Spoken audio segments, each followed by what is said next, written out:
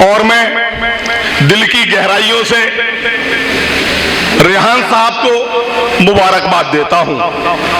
रेहान साहब ने एक ऐसा काम किया है, हमारा गांव ही नहीं, हमारा जिला तालीम के क्षेत्र में, शिक्षा के क्षेत्र में उत्तर प्रदेश में सबसे ज्यादा पिछड़ा हुआ है। और रेहान साहब को इसलिए मुबारकबाद देता हूं कि रेहान साहब ने इस स्कूल को स्थापित करने में लाखों रुपए लगाए हैं। और हमारे क्षेत्र के जो लोग हैं, जो जिम्मेदार लोग हैं, उनकी सोच ये रहती है कि अगर हमारा एक भट्टा है तो 2 भट्टे लग जाएं, हम प्रॉपर्टी का काम कर लें, हम कोई ऐसे काम करें जिससे हमारे इनकम के स्रोत बढ़ जाएं। और रेहान साहब, आज मैं रेहान साहब को यह कहते में जरा भी संकोच नहीं करूंगा कि हमने सर सैयद को नहीं देखा, लेकिन सर सैयद की शक्ल में हमने रेहान साहब को देखने का मौका मिला।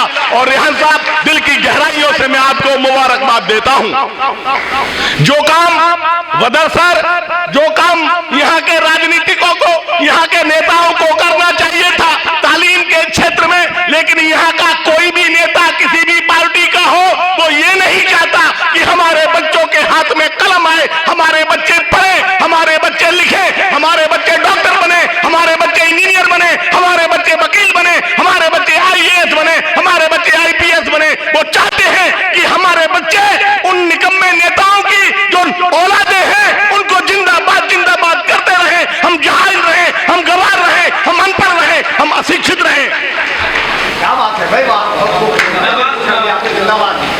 और तरक्की का जो रास्ता खुलता है वो शिक्षा से खुलता है, वो तालीम से खुलता है। रेहान साहब, आप मुबारकबाद के मुस्तहिक हैं। और मैं तमाम जितने भी लोग आए हैं यहाँ के, मैं ये नहीं कह रहा कि आप रेहान साहब को पैसे से नवाजें, अरे कम से कम दुआएं तो दें रेहान साहब को, इस बच्चों, इस स्कूल के मुस्तकबिल के लिए दुआएं दें कि इस स्कूल में बच्चे वाले, पढ़ने वाले बच्चे डॉक्टर बने, इंजीनियर बने, उनका बहुत अच्छा मुस्तकबिल हो। और जो बच्चे, जो टीचर, जो मास्टर इस स्कूल में अपनी खिदमत दे रहे हैं, मैं उनके लिए भी अल्लाह ताला से दुआ करता हूं, अल्लाह रब्बुल इज्जत उनका इकबाल बुलंद करिएगा, करे अल्लाह रब्बुल इज्जत उनको मकबूलियत हासिल करे। इस इदारे को अल्लाह रब्बुल इज्जत उत्तर प्रदेश में ही नहीं, हिंदुस्तान में मकबूलियत हासिल करे। आज शाह हुसैन सर, आज तालीम का व्यवसायीकरण हो रहा है, तालीम को बेचा जा रहा है। और तालीम, अच्छे स्कूल खुल जाते हैं, लेकिन उसमें गरीब बच्चे की कहीं भी कोई एंट्री नहीं होती। और जब तक गरीब बच्चे के हाथ में कलम नहीं पहुंचेगा, तब तक ये प्रदेश, ये देश तरक्की नहीं कर सकता। और जब गरीब बच्चे के हाथ में जब कलम पहुंचेगा, तो रेहान सर जैसे स्कूलों का होना लाजमी है। जब रेहान सर का जैसे स्कूल होंगे, तो गरीब बच्चे के हाथ में भी कलम पहुंचेगा। और गरीब बच्चा जब पढ़ेगा, तरक्की करेगा। और पढ़ने के लिए बहुत चीजों की जरूरत नहीं है। आप देखिएगा, बाबा साहब डॉक्टर भीमराव अंबेडकर को देखिएगा, उनको कोई सहूलियत नहीं थी। हम लोगों को अपना इतिहास जानना होगा। शिक्षा के बिना कोई भी चीज नहीं हो सकती। अगर आप तालीम आता है तो आप हर काम बेहतरीन कर सकते हैं। मैं रेहान सर से भी कहूंगा, रेहान सर, आपके स्कूल के दरवाजे उन गरीबों के लिए भी खुले होने चाहिए जो शिक्षा से वंचित हैं, जिनके हाथ में कलम नहीं आ सकता, उनका भी आप एडमिशन कराइएगा। जब आप 200, 400, 500 बच्चों को पढ़ाएंगे, तो 10-20 बच्चे ऐसे भी हों जो यतीम हों, वो अनाथ हैं, जो गरीब हैं, जो अपने माँ बाप की गुर्बत की वजह से स्कूल नहीं जा सकते हो, ऐसे बच्चों को भी रेहान सर आप जरूर पढ़ाइएगा, उनके हाथ में कलम दीजिएगा। और उनकी दुआओं से आपका इदारा बहुत तरक्की करेगा।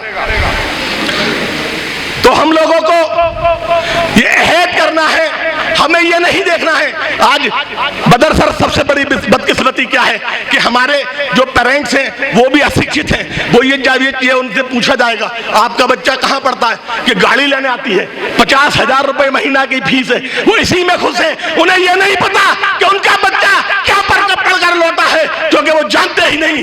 ऐसे स्कूलों को तवज्जो दीजिएगा।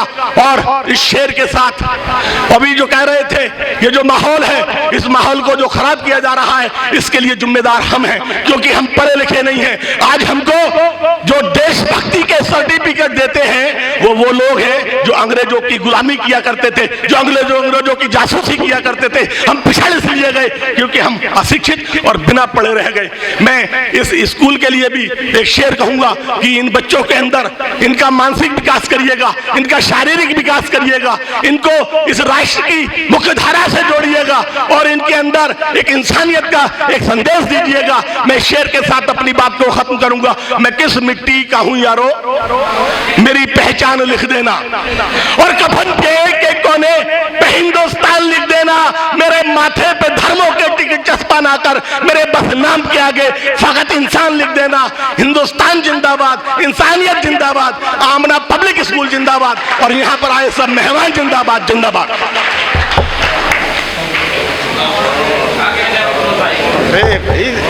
फिरोज भाई ने प्रोग्राम को एकदम कहां से कहां पहुंचा दिया है, और इसी बीच में कुछ और इजाफे भी हुए हैं। शारिक जिलानी साहब भी जलवा अफरोज हो चुके हैं, मैं उनका भी इस्तकबाल करता हूं। और फिरोज भाई के लिए भी कुछ कहना चाहूँगा। भाई बड़ी शानदार, बड़ी जज्बाती गुफ्तगू उन्होंने की, और एक प्रैक्टिकल ज़िंदगी भी गुजार रहे हैं, एक इदारा भी चला रहे हैं। एक इदारे को चलाने में बड़ी परेशानियों का सामना करना पड़ता है। कुछ लोग थे, फिरोज भाई शेर सुनिए आपके लिए।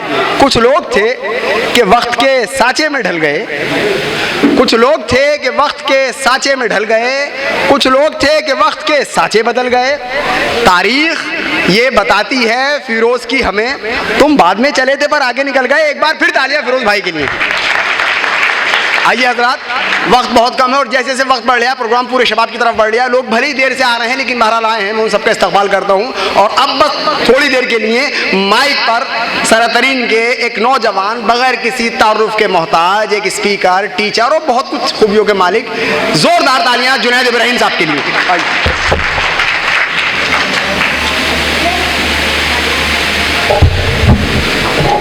नहमदु व नुसल्ली अला व सय्यदन करीम, अम्मा बाद, फ़ाऊज़ु बिल्लाहि मिनश शैतानिर रजीम, बिस्मिल्लाहिर रहमानिर रहीम।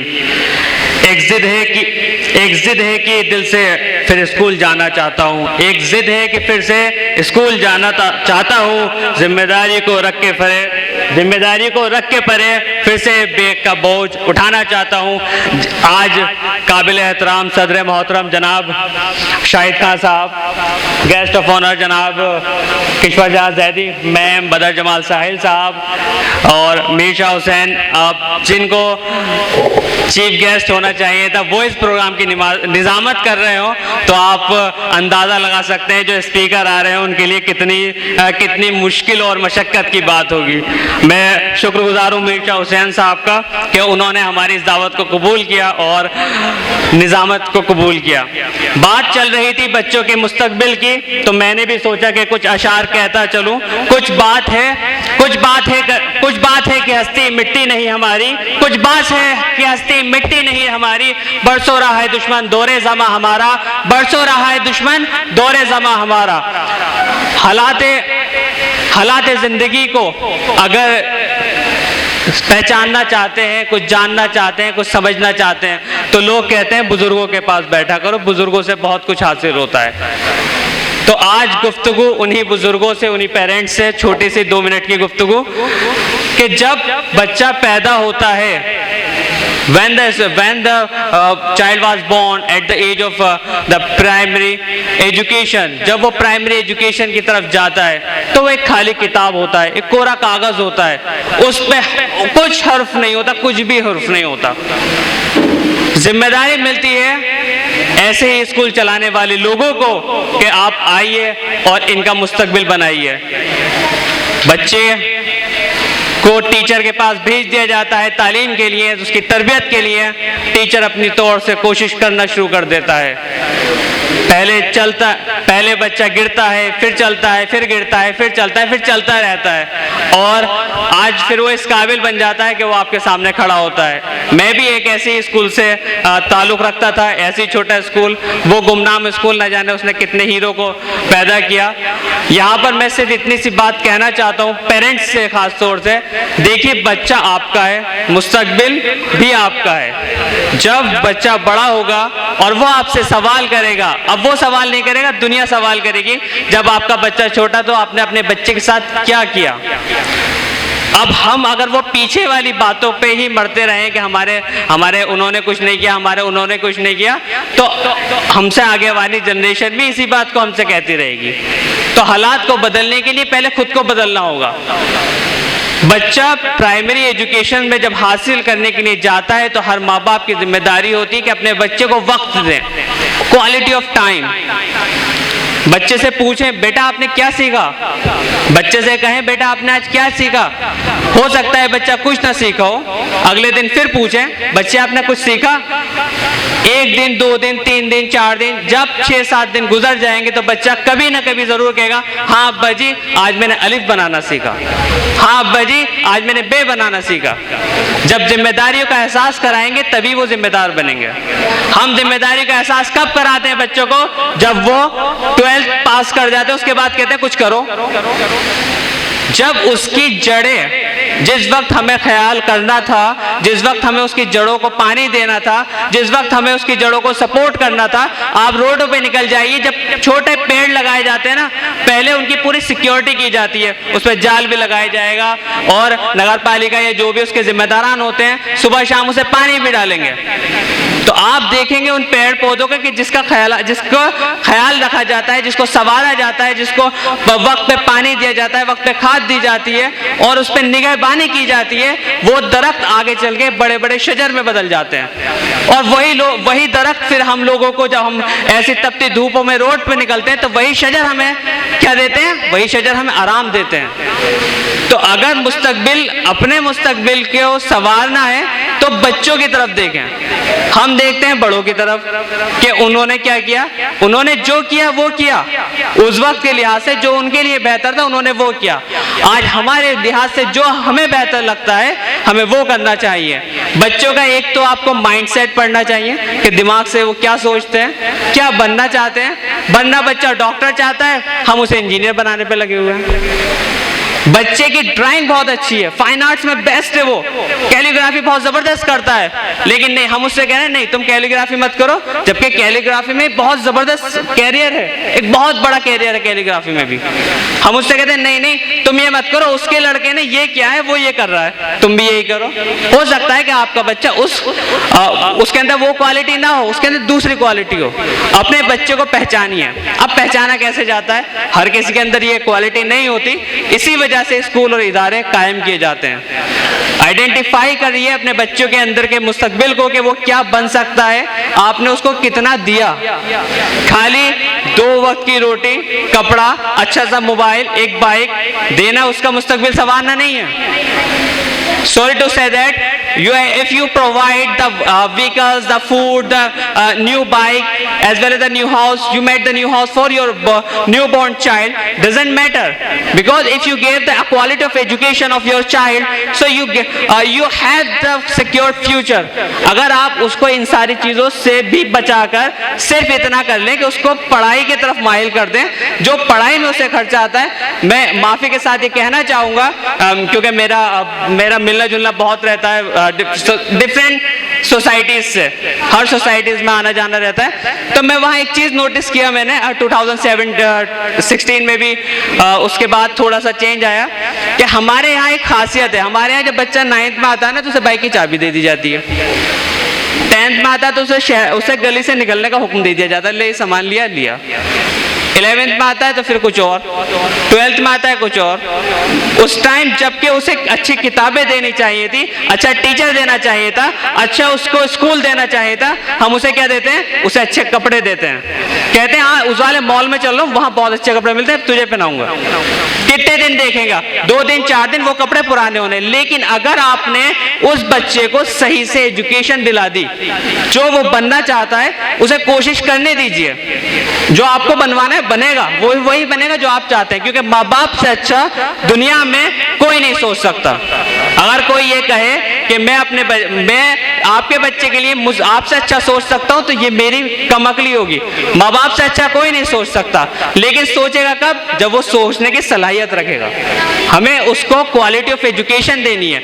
यही वजह है कि जब आदम सर और रेहान सर ने इस स्कूल की बुनियाद डाली और नाजिम साहब से इसका संपर्क किया, मुझसे राय मशवरा किया। वैसे मैं एक छोटा सा अदना सा इंसान, ना तो मेरी कोई हैसियत ना मेरी कोई औकात, लेकिन मैंने उनसे बस ये कहा, देखिए स्कूल खुलते बहुत है, चलते बहुत कम है।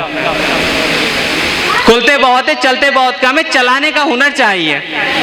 तो उन्होंने कहा नहीं, मैं रेहान ने एक बात की श्योरिटी दी और अल्हम्दुलिल्लाह आज मुझे ये देख के बड़ी खुशी हो रही है पूरे 1 साल के बाद कि जो श्योरिटी दी थी वो नजर भी आ रही है।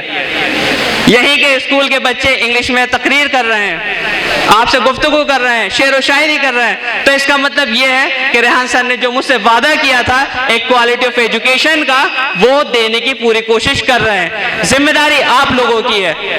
क्या आपने अपने बच्चों को वो मौका दिया? क्या उन टीचर से उन टीचर से उन्हें मिलने का मौका दिया? अच्छी एजुकेशन की तलाश में रही है।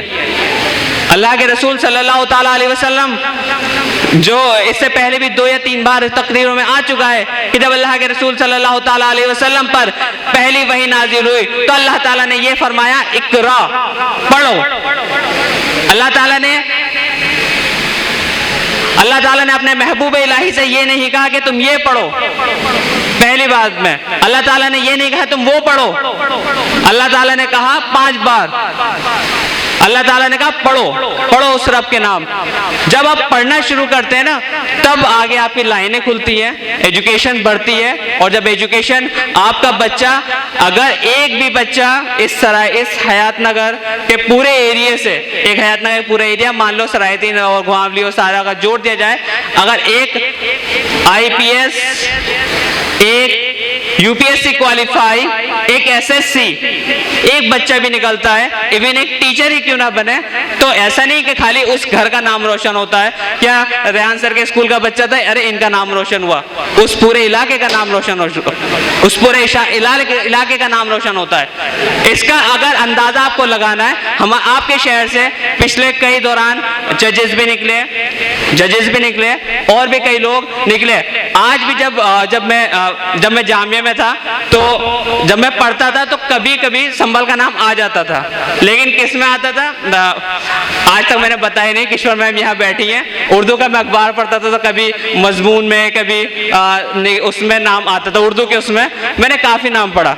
एक रिपोर्ट पढ़ी थी जिसको मैं आपके बारे में, मतलब जिसके लिए मैं खास तौर से यहाँ पर मैं खड़ा हुआ हूँ। एक रिपोर्ट पढ़ी थी मैंने कि संभल में आज से मतलब पिछले का 10 साल का रिकॉर्ड देखा जाए, 12 से लेके, और जब 2009 से 2014 के बीच में संभल को कई स्कूल ऑफर हुए, कई मॉडल इंटर कॉलेज ऑफर हुए। ऐसा नहीं, गवर्नमेंट ने यहाँ पर लेटर भेजा कि ऐसे ऐसे स्कूल है, स्कूल बनना है, बनवा दीजिए।